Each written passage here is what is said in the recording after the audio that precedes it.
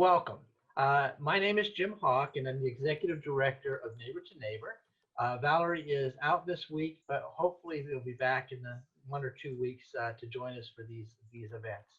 I want to welcome you to our third session of the Neighborhood Passions Affinity Network. The purpose of this network is to bring together neighbors, community partners, and other stakeholders from across the metropolitan area around 8 key neighborhood passions: crime prevention and reduction, neighborhood beautification and the environment, neighborhood planning and development, making government work for our neighborhoods, neighborhood preservation, creating community and honoring diversity, caring for our neighbors, and effective neighborhood organizing. Tonight, we're focusing on the third passion, neighborhood planning and development. Our topic is communicating expectations to developers, Historic Germantown's Good Neighbor program. Before we get started, get into the topic this evening, I'd like to take a moment to discover who's joined us. So I'm going to be asking you, if you would, to please share with us your name and the neighborhood in which you live. And I'm going to put in the chat room, for those of you who are like me and can't remember what I was told to do, you will see in there what we're asking for, which is your name and your neighborhood. I'll start, and I'll select someone to go next. And after you introduce yourself, if you would choose someone else who hasn't gone yet. Again, my name is Jim Hawk. I live over in historic Edgefield neighborhood, which is in East Nashville. And I'm going to go to my right, which is Bob. Hi, folks. I'm Bob Rosen. I live in Germantown. We've been up here for about 3.5 years right now.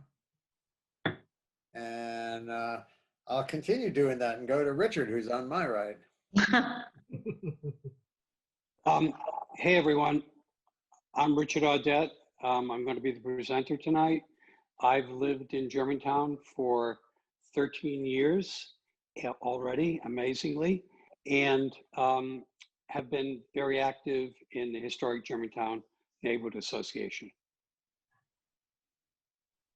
I'd like to pass it to Ingrid.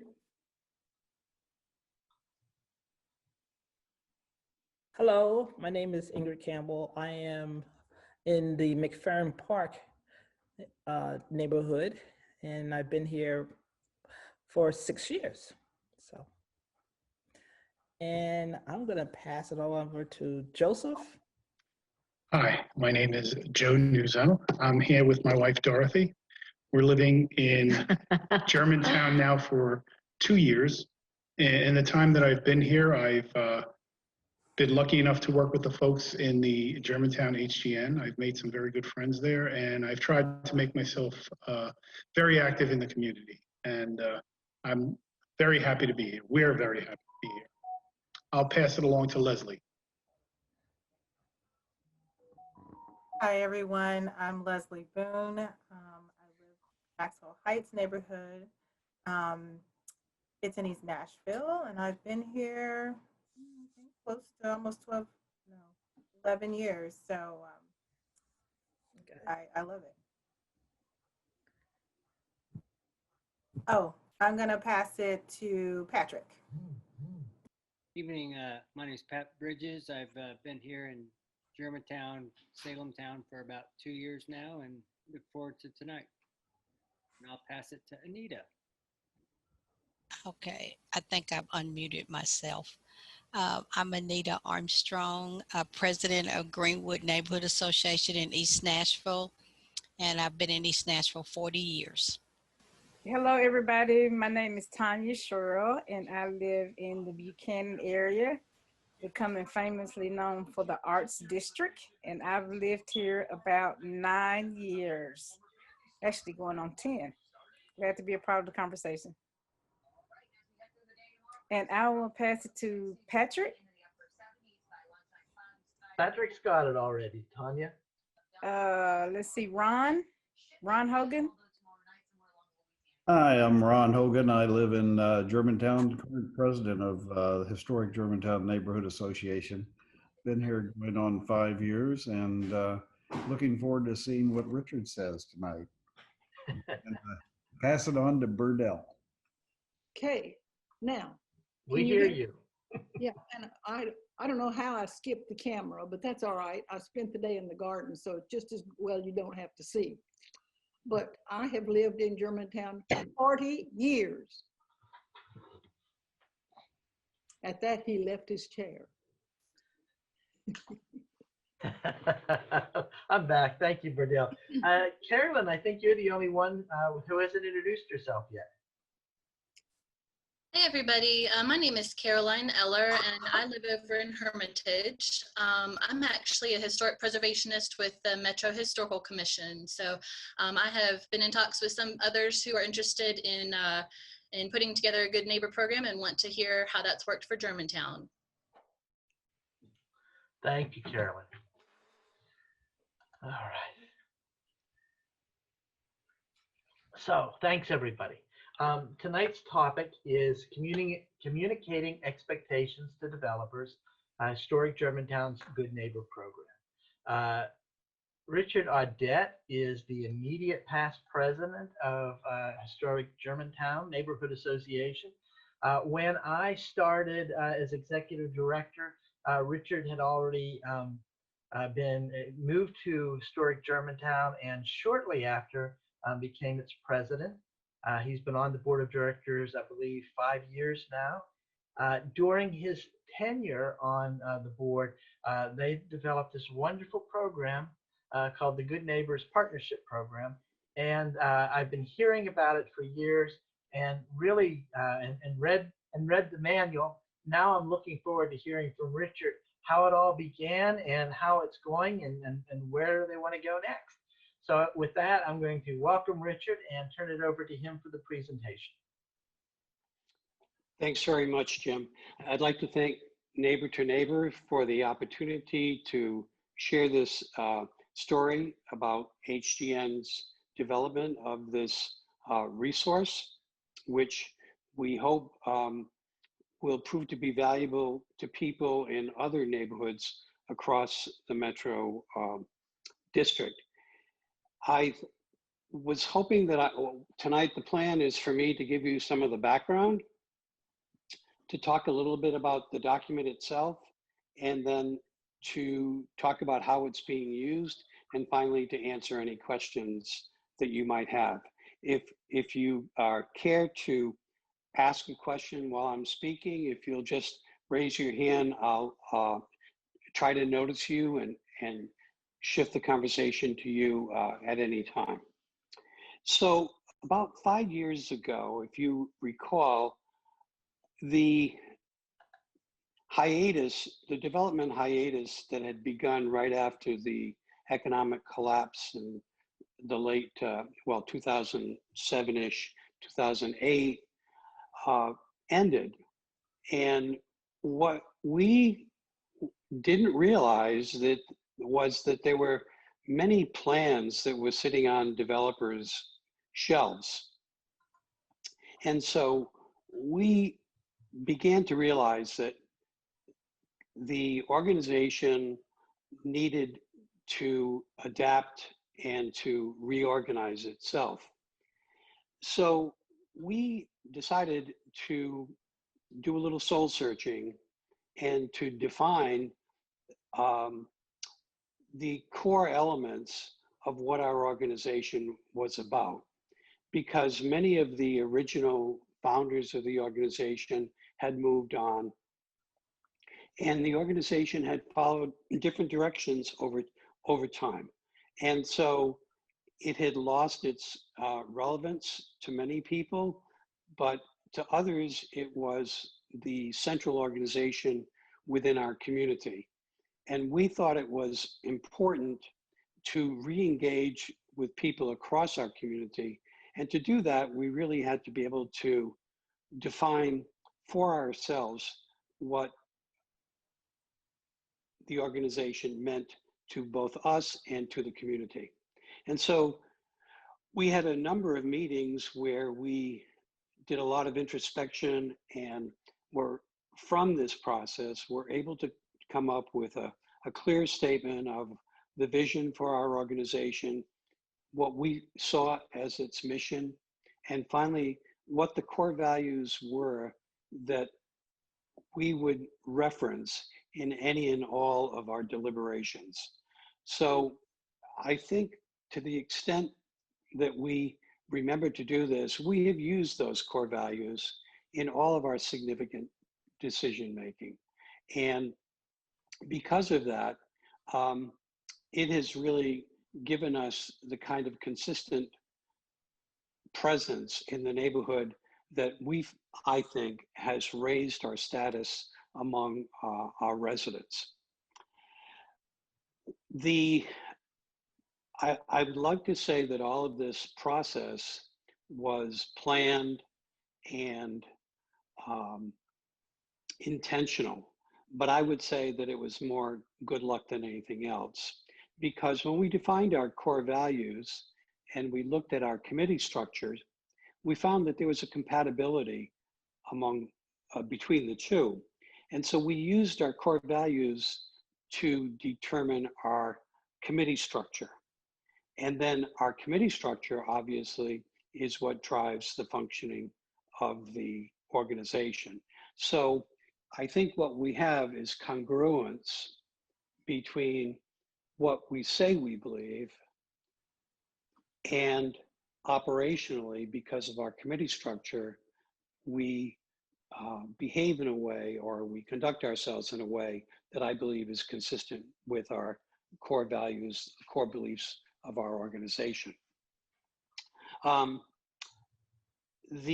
emerged from this, the committee structure, was that there was sort of a hierarchy of committees. And while the social committee is perhaps the committee that has the most fun, the committee that was really charged with the most heavy responsibility was the development committee. And the development committee, to its credit, has met monthly for, I mean, with certain exceptions, but essentially it's met monthly for 5 years.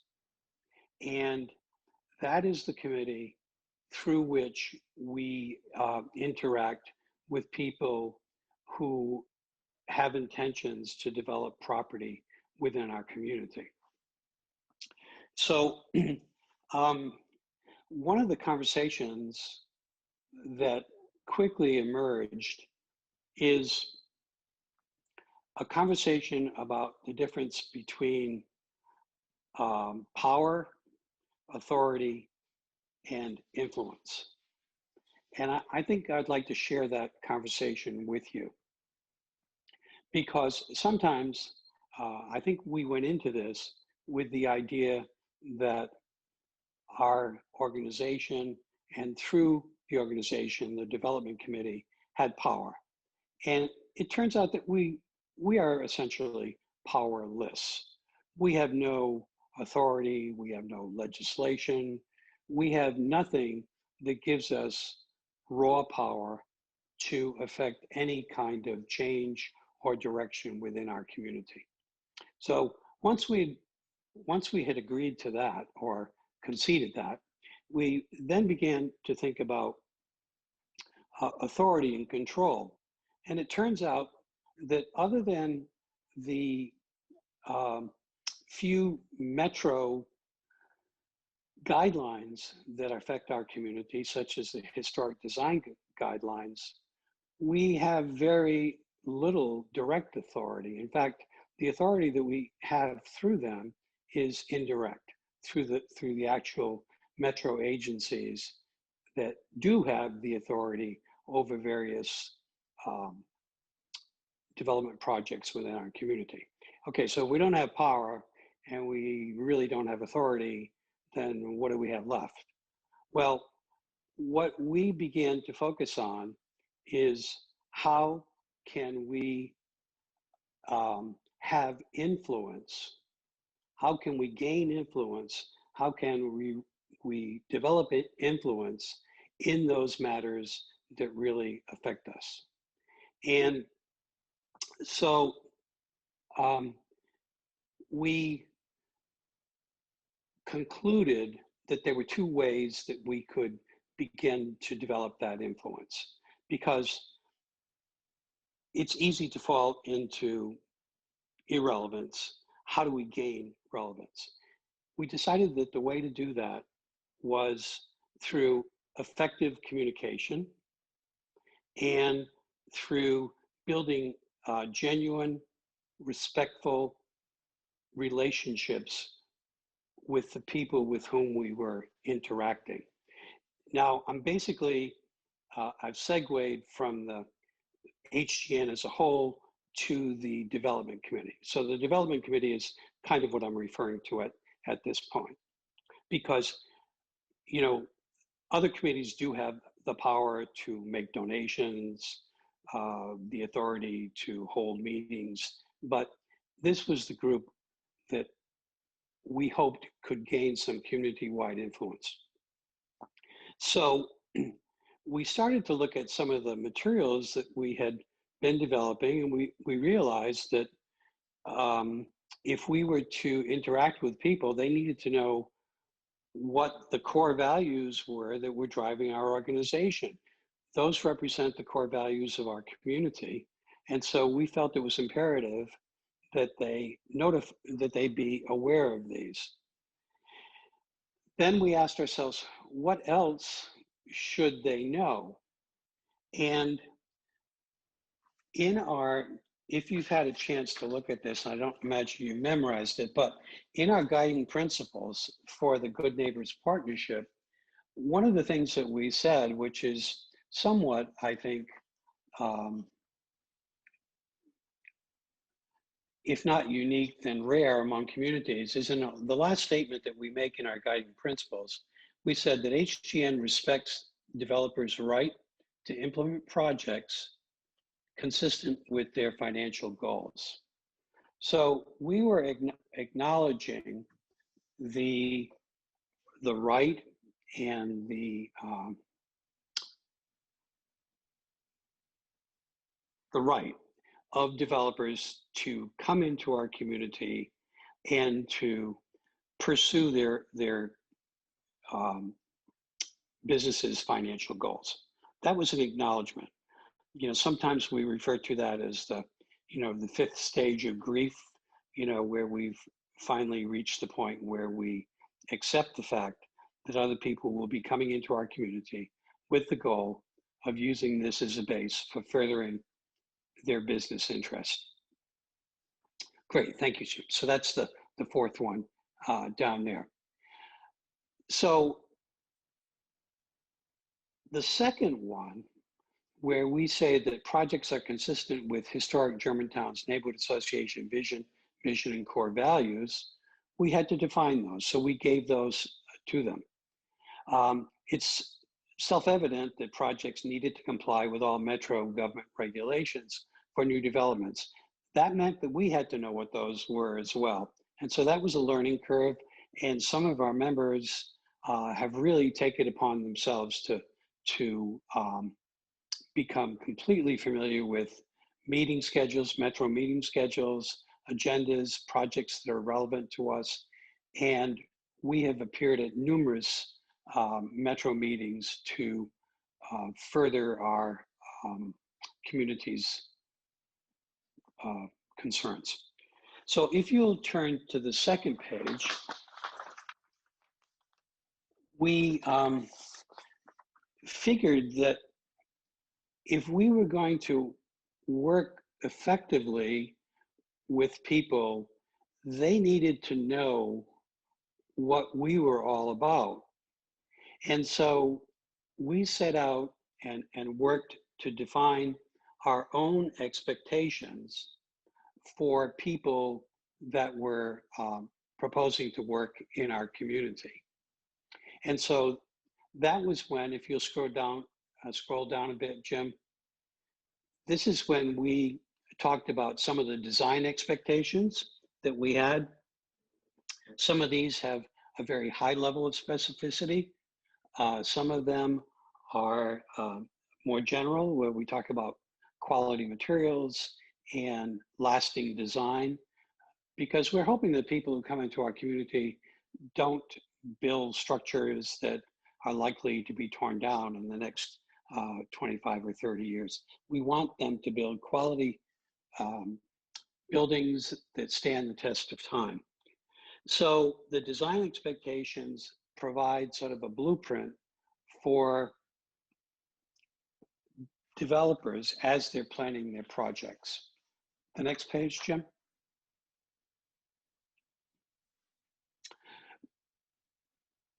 Now here's where we get to the part where we say to a developer with conviction that if you are going to build in our neighborhood, you are effectively becoming one of our neighbors. And we would like you to be a good neighbor. And we expect that you will be.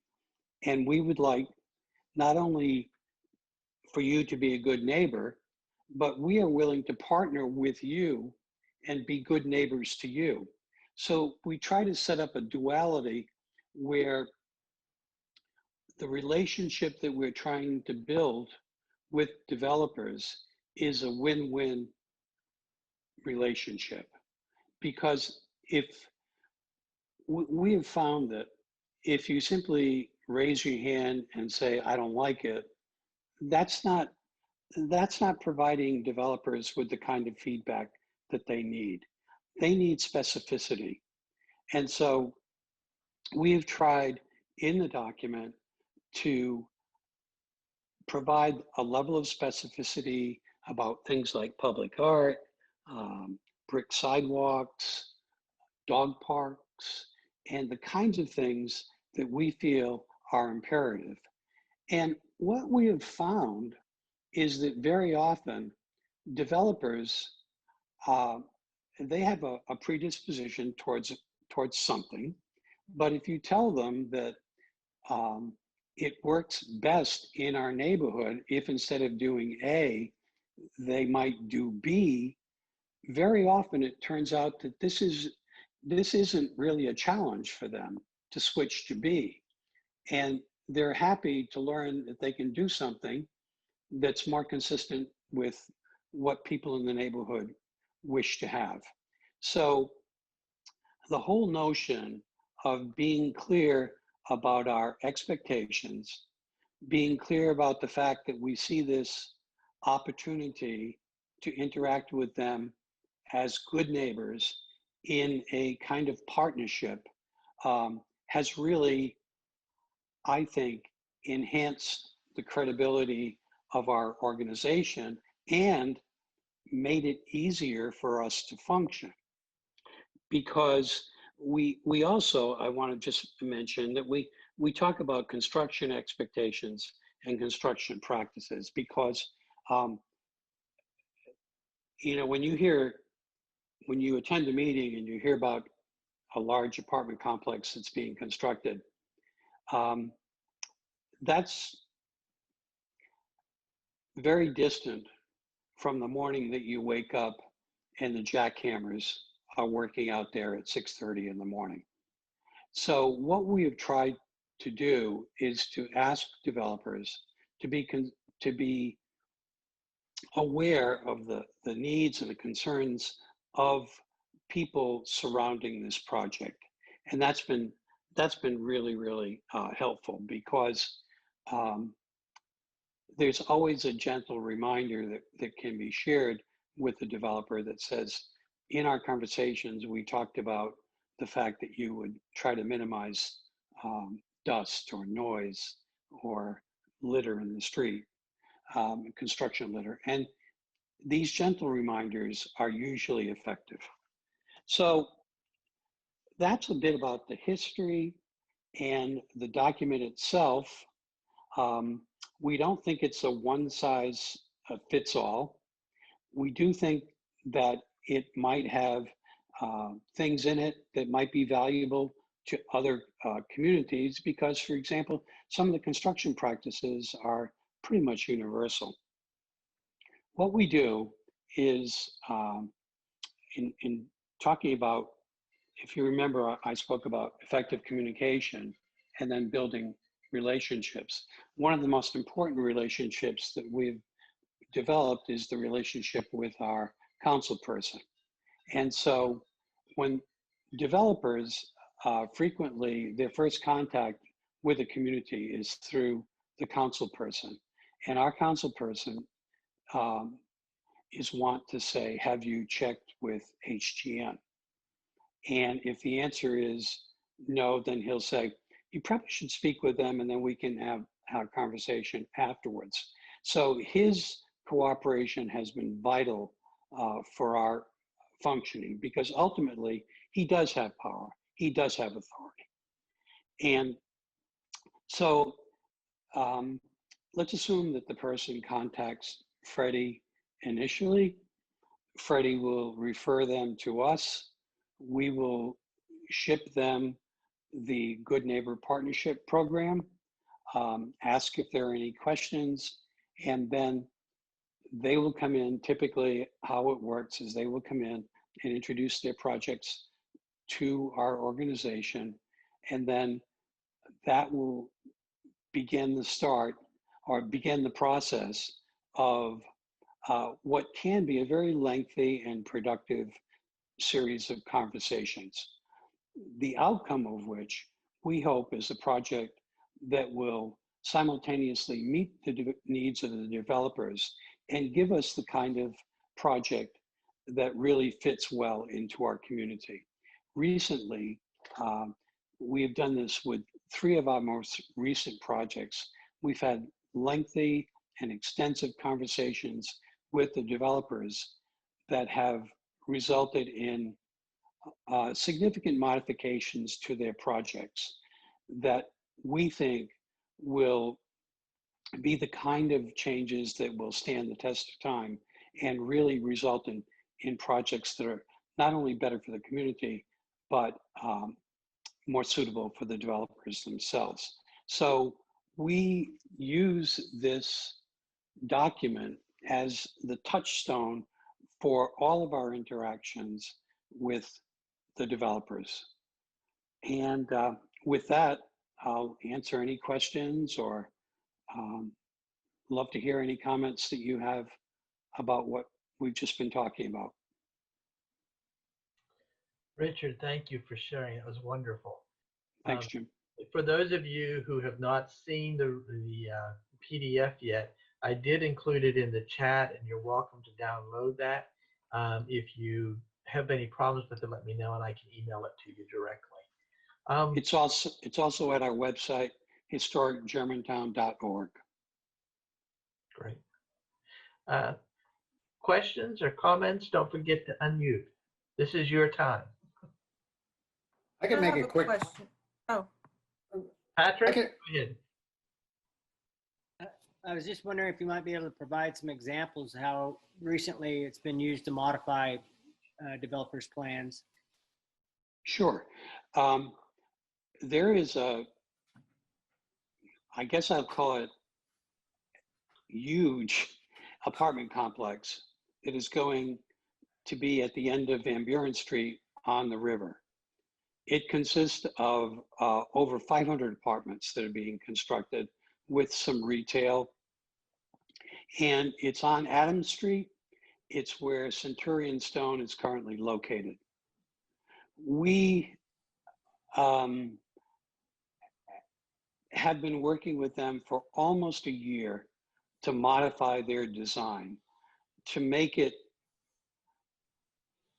different from the cookie cutter apartment complexes that are all over our city. It turns out that there's sort of like a magical formula for building these apartment complexes. They can build a fairly inexpensive structure made of wood as opposed to, let's say, concrete framing and metal studs and things like that, if they keep it below a certain height. And everyone wants to adopt this model because they can build these structures much more cheaply or less expensive than doing it through concrete. So we worked with the Moderna construction company, and they have produced a very aesthetically pleasing design. They will have almost a 40-foot pedestrian walkway which will go through their property that will be maintained by them, which will have planters and benches, and will be really, it will be completely accessible to our community, so that it will be an extension of Van Buren Street. And we've worked countless hours with them. We've held the line. We've said we will not accept specific plans unless they have, which is what the type of zoning changes that are typically requested by these companies when they move from an industrial, they're in an industrial area and they want to build an apartment complex. They typically submit a specific plan. And the ironic thing is that many of the specific plans lack specificity. Yeah, so, I mean, you know, where's the logic there? So they can present a preliminary specific plan. I mean, that's like, you know, a preliminary request for your wife to marry you. I mean, you know, you either commit or you don't. And so we've been able to get them to provide a high level of specificity in what is essentially phase 2 of their project as a condition for getting our support for the SP. So they made these concessions to get our buy-in with their project. So that's probably the best example that I have. There's another one that's going on currently at the corner of 2nd and Taylor in the empty lot there. And we're working with that developer and have met with him 4 or 5 times. And he's planning an apartment complex as well. And what we're saying is, you know, what Germantown doesn't need is another cookie cutter apartment complex. Make it different. Make it, I mean, there's a reason why you chose Germantown to build. Take advantage of that. Do something special. I think Leslie had a question next. Leslie? Hi. So, Richard, that was a great presentation. I was just wondering, how did you build consensus around those core values for your? Yeah, that's a great question. What we did is we began by asking a simple question: what is unique and what is special about Germantown? And we used Post-its and we arranged them on the wall of in Jim's old headquarters over on 3rd Avenue. And it's amazing, when you looked at it, there were clusters that began to appear. And when we did some groupings, which was done through consensus, we began to see that these fell out into the 5 core value areas. And then it was just up to someone, and I will shamelessly say that there was a vacuum, and so I swooped in and framed the original core value statements, and then as a group, we worked on modifying them so that they were acceptable to everybody. Richard, Bob Rosen has a comment he'd like to make. And then Ingrid, you're up next. Yeah, I come in not at the beginning of this, so I've only been here a few years, and I have a perspective of somebody who's been able to watch some of this happen. And there's a couple of, for anybody who's thinking, this is something we could do in our community. There's a couple of things that I notice. One is, Richard mentioned persistence, mentioned consistency. I would say persistence is another thing. Back in the early days, somebody had to be, and I mean this only in the nicest possible way, somebody had to be pig-headed enough to think this stuff mattered, even though not many other people around thought that it mattered, and to stick with it and stick with it and stick with it. It needs a champion. We're lucky in Germantown that there's a couple of people who I think qualify as champions for this. People who I may or may not always agree with their perspective on things, but by God, they care about this stuff and they're willing to become smart about it. They're willing to become educated. They're willing to get up and say so and fight and fight and fight when it's necessary. And I think that's an important piece. Richard mentioned the relationship with the council person, and again, it's before my time, but I have to imagine there was a day early in HGN where if HGN went to the council person, who was somebody else at that point, and said, we have a thought about XYZ, the council person's reaction would be, who are you? We're at a point now where I don't think Freddie would countenance any substantial move in Germantown without asking the question, what does HGN think about it? And that's sort of where influence comes from. And I think that's really, really important. And sometimes it's the little things. We have the feeling that one of the things that gives Germantown an identity, for example, is brick sidewalks. Well, nobody lives or dies over brick sidewalks, but it matters. And right down the road from where I live, there was a small condo complex that was being built. And I don't know if it was a mistake on the part of the builders or if they just thought they could get away with it. I really don't know.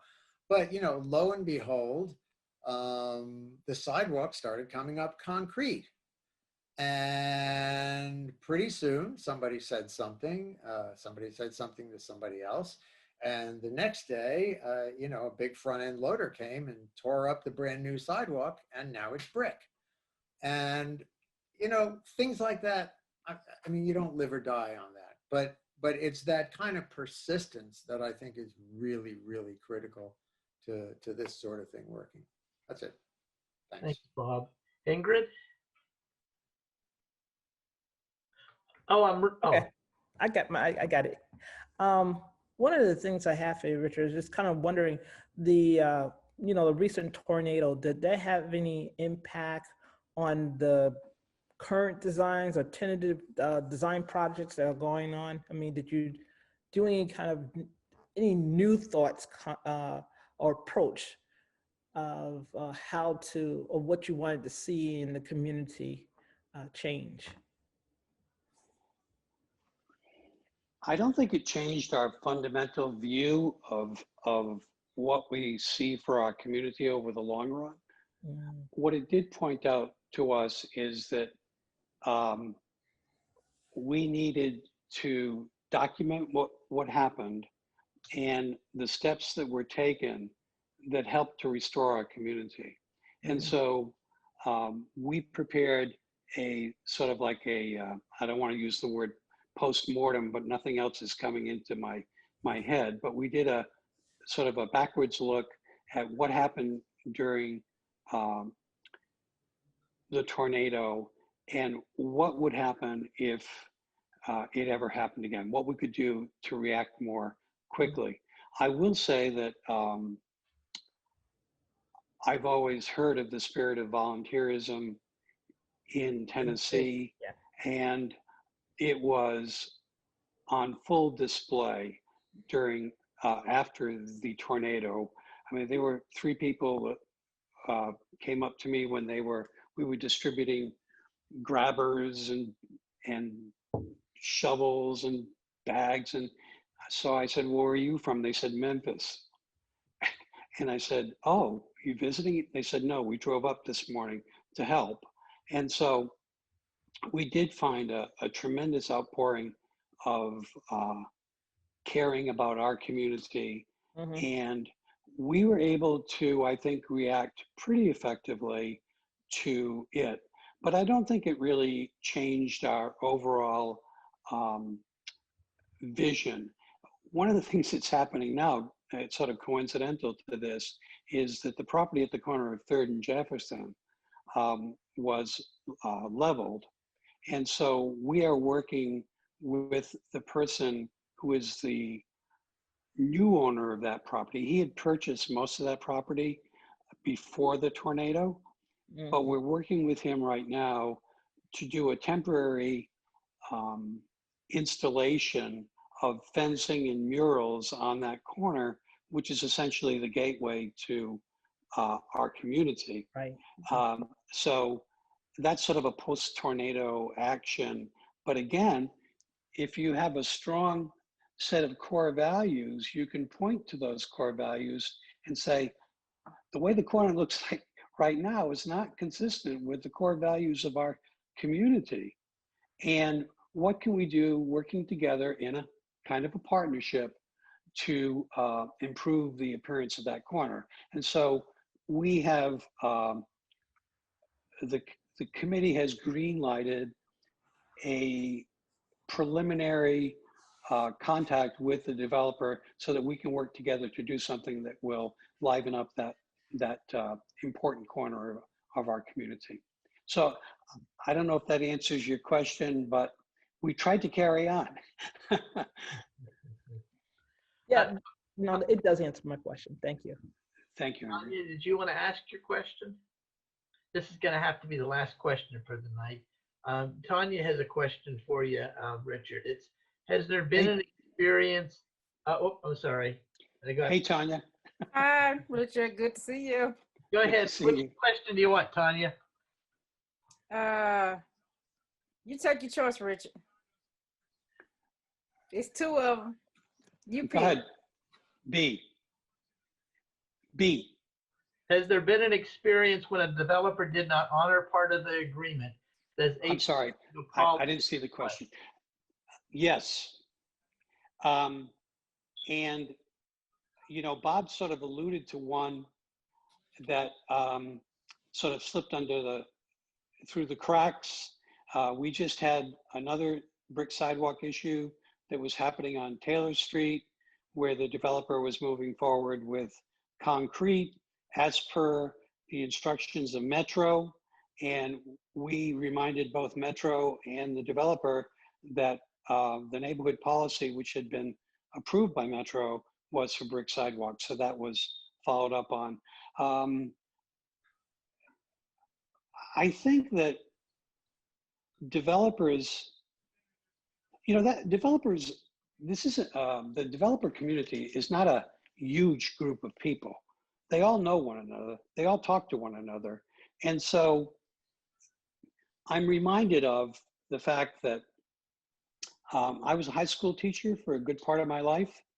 And the way I made it through the year was on the reputation that I developed in the first 2 or 3 years of teaching.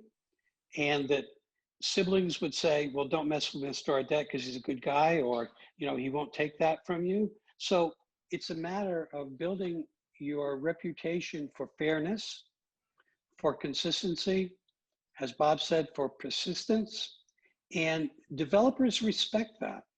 And so we don't have too many contentious debates with developers because everyone, it's in their best interest to work with us as opposed to working against us.